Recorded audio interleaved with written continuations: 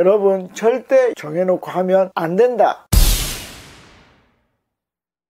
사람들 여러분 잘 지내셨습니까? 자, 오늘은 성경 공부에 대한 이야기를 하려고 합니다. 성경 공부 중에서 하면 안 되는 4가지에 대해서 말씀을 드리고자 합니다. 바로 시작하겠습니다. 첫 번째 하면 안 되는 일은 뭐냐 하면 그냥 믿으면 안 된다 하는 것입니다. 다시 한번 그냥 믿으면 안 된다 하는 것입니다. 여러분 공부라는 말이 들어가면 그때부터는 뭐죠? 그냥 받아들이면 안 된다 하는 것입니다. 어떻게 해야 됩니까? 의심해야 됩니다. 의심하는 것이 뭐 하는 것이다? 공부를 하는 것이다. 제가 예를 하나 들어볼게요. 3 곱하기 4라는 게 있습니다. 우리 잘하죠, 그렇죠? 우리나라는 구구단을 너무 잘 외워가지고 바로 합니다, 그렇죠? 그것은 12입니다. 그런데 그 곱하기라는 것의 뜻이 무엇입니까? 그것은 똑같은 숫자를 그 개수만큼 더해주는 것입니다. 그러면 뭘 해봐야 되죠? 그대로 암기하는 게 아니라 어떻게 해야 된다? 직접 해봐야 돼요. 어떻게? 의심하면서 3을 하나, 둘, 셋, 4개를 어떻게 한다? 전부 다 더해가지고 12가 나오면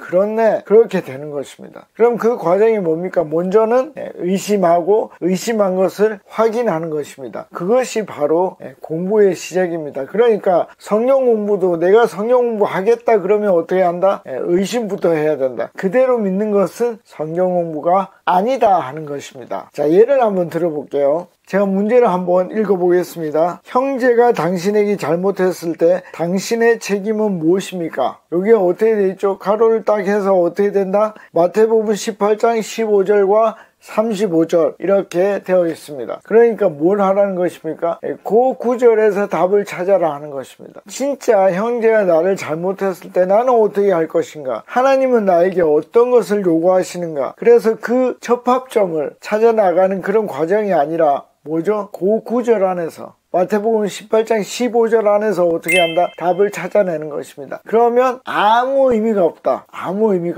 의심해 봐야 되죠. 진짜 마태복음 18장 15절에서 하는 방법으로 형제를 용서해 주는 게 맞는가? 그것을 생각해 보는 게 훨씬 더 중요하다. 의심하고 답을 찾는다. 자, 다음 번으로 넘어가 보겠습니다. 성경 공부에는 양을 정하지 마라 하는 것입니다. 양을 정하지 마라. 자, 이게 무슨 얘기냐면 창세기는 몇 장? 50장으로 되어 있습니다. 그럼 50장을 얼마 만에 해야 되죠? 5주 만에 해야 되죠. 그럼 어떻게 됩니까? 한 주에 10장씩 한다 하는 것입니다. 그렇게 양을 정하지 마라 하는 것입니다. 양을 정하면 뭘 할 수가 없죠? 깊이 생각을 해볼 수가 없어요. 답을 끝까지 찾을 수가 없습니다. 결국은 시간에 쫓기면 뭘 하게 되죠? 수박 겉핥기식으로 하고 넘어갈 수밖에 없습니다. 그렇게 하면 성경 공부는 아무 의미가 없어집니다. 예를 들어 볼게요. 자, 제가 수학 미적분학에 대해서 여러분들에게 목차를 말씀을 드리겠습니다. 첫 번째 수열의 극한, 급수, 여러가지 함수의 미분, 여러가지 미분법, 도함수의 활용, 여러가지 적분법, 정적분의 활용. 이 정적분이라는 것은 뭐냐면 구간이 딱 정해져 있는 거예요. 자, 이게 몇 개냐면 7가지 챕터예요. 자, 그러면 이거를 얼마 만에 해야 되죠? 2달 만에 해야 됩니까? 아니면 5주 만에 해야 됩니까? 어떻게 해야 되죠?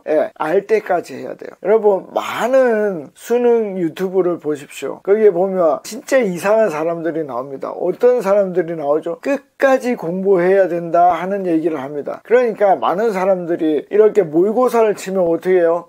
모든 과목을 열심히 해야 될 것 같죠. 그래서 찔끔 모든 과목을 합니다. 그래서 처음에는 어느 정도 점수가 나와요. 그런데 나중에는 어떻게 되죠? 좀 이상한, 좀 미친 것 같은 이런 방법으로 하는 사람들이 더 잘 나와요. 예를 들어 볼까요? 수학을 자기가 원하는 점수까지 올리는 거예요. 예를 들면 지금 내가 수학이 60점인데 90점까지 내가 원하는 점수까지 쭉 올리는 거예요. 그렇게 하고 나서 다시 영어를 90점까지 올리고 국어를 90점까지 올리고 이렇게 하는 거예요. 그러면 처음에는 어떻게 해요? 점수가 좋지가 않아요. 왜? 다른 과목은 너무 안 좋으니까. 그런데 어떻게 되죠? 그게 한 과목씩 정복이 되니까 완성도가 높아져 가는 거죠. 여러분, 성경은 몇 권입니까? 66권입니다. 66권을 1년 안에 읽으면 어떻게 되죠? 3장씩 계속 읽어 나가야 되죠. 그런데 그렇게 하면 안 된다 하는 얘기를 하는 것입니다.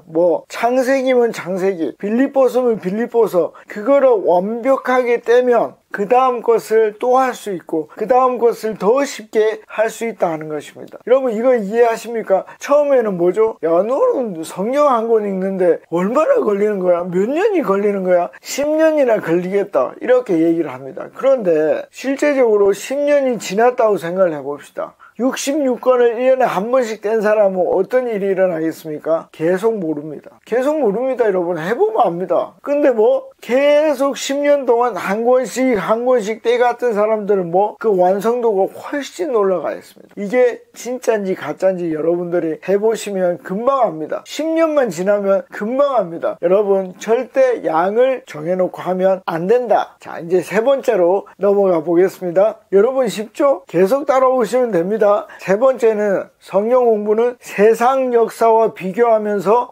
공부하면 안 된다 하는 것입니다. 자 다시 한번 성경 공부는 세상의 역사와 비교하면서 공부하면 안 됩니다. 자 유명한 사람이 있는데 JYP입니다. JYP 이 박진영이라는 사람은 어떤 이제 토크쇼에 나와서 그런 얘기를 했어요. 내가 세상의 역사와 어떻게 성경의 역사를 비교해서 그것이 나에게 reasonable 이성적으로 이해가 되면 그것을 믿겠다 했고 그게 이해가 됐는지 이제는 성경을 가르치기까지 하고 있습니다. 그런데 절대 그렇게 하면 안 됩니다. 제가 예를 하나 들어보겠습니다. 여러분 출애굽기는 뭡니까? 이스라엘 백성들이 어디에 있었죠? 이집트에 있으면서 노예 생활을 했고 그 노예 생활 한 사람들이 어떻게 해요? 탈출한 것이 출애굽기 이야기입니다. 자, 그러면 그 기록이 이집트에 있을까요? 없을까요? 있을까요? 없을까요? 여러분? 없습니다. 여러분 그 기록이 없습니다. 왜 그럴까요? 그 세계 최강인 이집트가 만약에 그 소수국가인 히브리인한테 못 이겨서 이렇게 쫓겨났다고 하면 그게 면목이 서겠습니까? 말이 안 되잖아요. 그러니까 그냥 어떻게 한다고요? 그냥 기록을 하지 않는 것입니다. 여러분 그래서 세상 역사와 비교하는 것은 아주 잘못된 이야기다 하는 것입니다. 왜 그렇습니까? 그 역사는 사관이 있기 때문입니다. 제가 한번 예를 들어 보겠습니다. 여러분 김부식의 삼국사기를 아십니까? 그 김부식의 삼국사기는 뭐 통일 신라의 입장에서 적었습니다. 그러니까 모든 관점이 누구한테 유리하게 되겠습니까? 통일 신라의 관점에서 기록이 됩니다. 그러니까 고구려의 영계소문을 어떻게 한다? 나쁘게 기술하죠. 폭정을 했고 외교 정책도 잘못했고 그렇게 얘기를 하고 있습니다. 왜 그렇습니까? 그렇게 해야 자기의 사관에 맞기 때문입니다. 자, 백제에 대해서는 뭐라고 얘기를 할까요? 의자왕 얘기를 하면서 어떻게 해요? 부패, 내부적 부패가 그들이 망한 길이었다라고 기술하고 있습니다. 왜? 신라의 입장에서 그 얘기를 하고 있기 때문에. 그러면 신라에 대해서는 어떻게 기록하고 있을까요? 아주 좋게 기록하고 있습니다. 나당 연합군을 아주 정당화하고 그것은 어쩔 수 없는 일이었다라고 아주 좋게 기록을 하고 있습니다. 그러니까 이스라엘도 마찬가지입니다. 이집트와 이스라엘이 있으면 누구한테 유리하게 적겠습니까? 이집트의 사학자들은 어떻게 해요? 아예 기록을 하지 않는 것이고 그 다음에 성경은 어떻게 기록하겠습니까? 성경은 이스라엘에 유리하게 적을 것입니다. 그렇기 때문에 둘 다 비교와 대조가 될 수가 없다. 그래서 우리는 어떻게 해요? 세상의 역사와 기독교의 역사를 비교하면서 공부하는 것은 어리석은 일이다 하는 것입니다. 자 이제 마지막입니다. 여러분 마지막까지 잘 따라오시면 여러분들 성경 공부에 큰 도움이 될 것입니다. 자 마지막 네 번째는 개간으로 공부하지 말라 하는 것입니다. 다시 한번 개간으로 공부하지 말라 하는 것입니다. 30분 만에 창세기 정리하기 이런 거 제발 하지 마십시오.